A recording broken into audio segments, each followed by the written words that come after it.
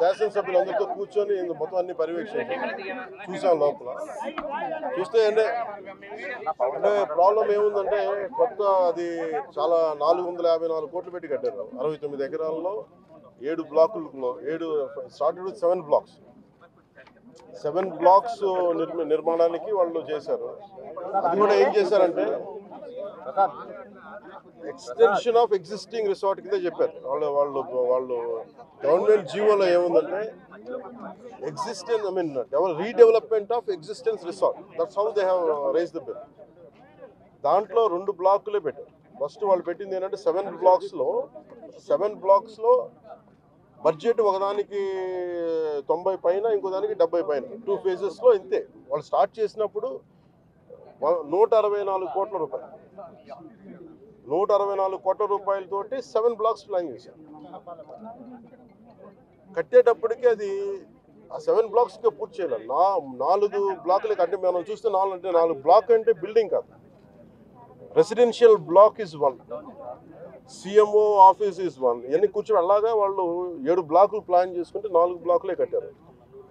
7 బ్లాకులకి వాళ్ళు ప్లాన్ చేసినప్పుడు 92 కోట్లు ఫస్ట్ ఫేజ్, రెండో ఫేజ్ 53 కోట్లు. సో రెండు కొంచెం అటు ఇటుగా పెడితే 160 కోట్ల పై చిలుకు వాళ్ళ ఒరిజినల్ ప్లాన్.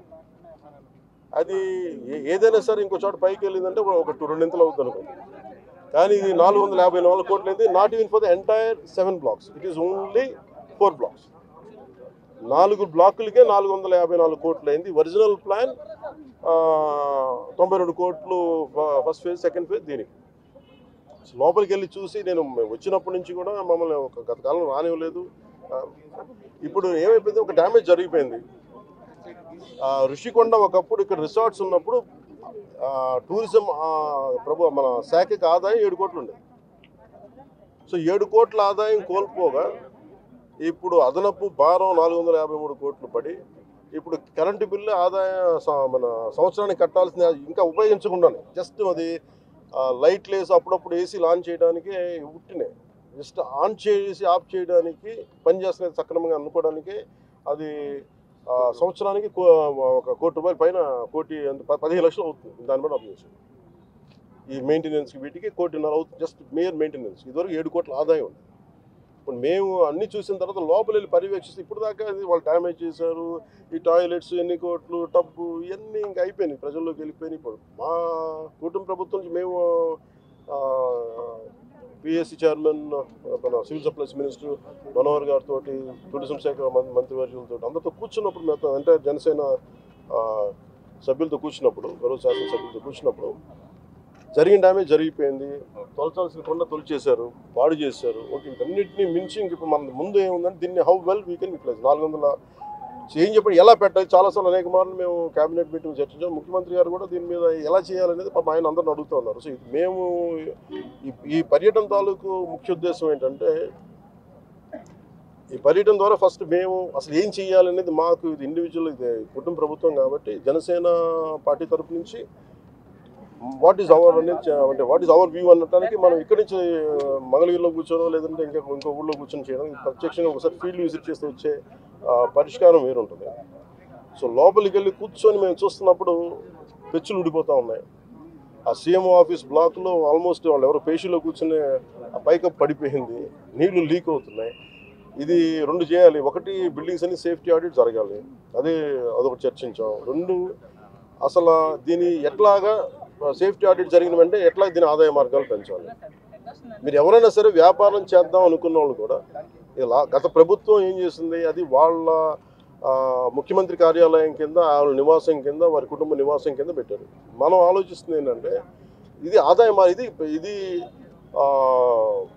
టూరిజం శాఖ ప్రాపర్టీ, ఇది should remain as Andhra Pradesh government ప్రాపర్టీగా ఉండాలని మా అందరి కోరిక. దట్స్ వాట్ ఒక కోర్ రెజల్యూషన్ తీసుకున్నాం.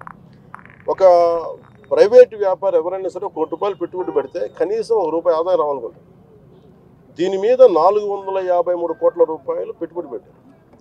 కనీసం ముందస్తుగా ఏం చేయాలి, అసలు బ్రేక్ ఈవెన్ ఎప్పుడు అవుతుంది, ఇది ఆదాయం ఎప్పుడు మారుతుంది అనేది ఏం చెప్పారంటే మన మైస్ అనేది ఒక యాక్రోనిమ్ చెప్పారు.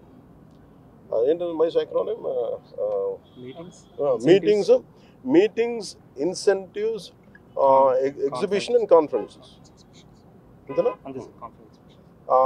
ఇది ఏంటంటే Dubai is a MICE destination అంటారు. అలాగే వైజాగ్ ఇది మన మీటింగ్స్కి కానీ లేదంటే ఏదైనా పెట్టుబడులు పెట్టడానికి ఇన్సెంటివ్స్ ఇవ్వడానికి కానీ లేదంటే కాన్ఫరెన్స్లు పెట్టుకోవడానికి బ్యూటిఫుల్ ప్లేస్, కాన్ఫరెన్స్లు పెట్టుకోవడానికి లేదంటే ఎగ్జిబిషన్స్ పెట్టుకోవడానికి వీటన్నిటికీ కూడా డెస్టినేషన్ మ్యారేజ్ వీటన్నిటికీ ఉంటుంది. దాంట్లో భాగంగానే దీన్ని మైస్ ఈవెంట్ టోటల్ పాలసీలు దీన్ని పెడితే బాగుంటుంది అనేది కోరిక. అలా కాకుండా మనం 453 కోట్లు పెట్టి దీన్ని ఒక ఎగ్జిబిషన్ లాగా అందరూ అంటే మేము ఇచ్చిన మేజర్ ప్రపోజల్ ఏంటంటే మేము తీసుకున్న మేజర్ రెజల్యూషన్ ఏంటంటే it is not about footfall.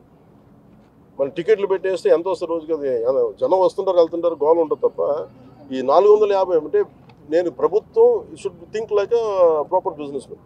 నేను టూరిజం శాఖ కూడా అదే చెప్పాను. మీరు 453 కోట్లు ప్రజాధనం పెడితే 453 కోట్లు ఎప్పుడు బ్రేక్ ఇన్ అవుతే అది ఎప్పుడు ఆదాయం వస్తుంది. ప్రభుత్వం నుంచి తీయడం కాకుండా అందుకని దీన్ని డెస్టినేషన్ వెడ్డింగ్స్ లేదంటే అన్ని కలిపి ఈవెంట్ చేయాలి. దీని మీద కూర్చోబెట్టి ఇమ్మీడియట్గా దీన్ని ఈ వింటర్ లోపు దీన్ని ఒక నిర్ణయం తీసుకున్నాక, ఎందుకంటే నాకు ఈ టెండర్స్ ఎలా చేస్తారో నాకు తెలియదు, నాకు అవగాహన లేదు కాబట్టి దాని మీద అందరం కూర్చొని చర్చించమని చెప్పాను. ఇది మేము గౌరవ ముఖ్యమంత్రి గారికి దీన్ని మా రెజల్యూషన్ తెలియజేస్తాం వారికి. ఎందుకంటే వాళ్ళు కూడా మన ముఖ్యమంత్రి గారు కూడా ఏమంటారంటే చాలాసార్లు మీరు ఏదైనా ఒక ప్రపోజల్ తోటి ఒక సలహాతో రండి మేము తీసుకెళ్తామని అనేక పర్యాలు క్యాబినెట్ మీటింగ్లు చెప్పారు. సో దాంట్లో భాగంగా మేము ఇక్కడికి వచ్చి కూర్చొని ఇది కుటుంబ ప్రభుత్వం జనసేన ప్రపోజల్గా దీన్ని ఎలా చూస్తున్నాం అనేది వారికి తెలియజేస్తాం. అలాగే మనోహర్ గారు మన సూచన ఏంటంటే దుర్గేష్ గారికి కూడా వెంటనే మాట్లాడుతుండగా వెంటనే దీన్ని మెయింటెనెన్స్ చేయించింది. ఎందుకంటే దుమ్ము పట్టేస్తున్నాయి, ఆల్మోస్ట్ ఒక 1/4 ఇంచు దుమ్ము ఉంది. సో వెంటనే క్లీన్ చేయించినాయి. ఎవరు పడితే వాళ్ళు వెళ్ళిపోతా ఉన్నారు. అందుకని దీన్ని ప్రొటెక్ట్ చేయడం, దీన్ని కేర్ తీసుకోవడం అనేది థ్యాంక్ యూ.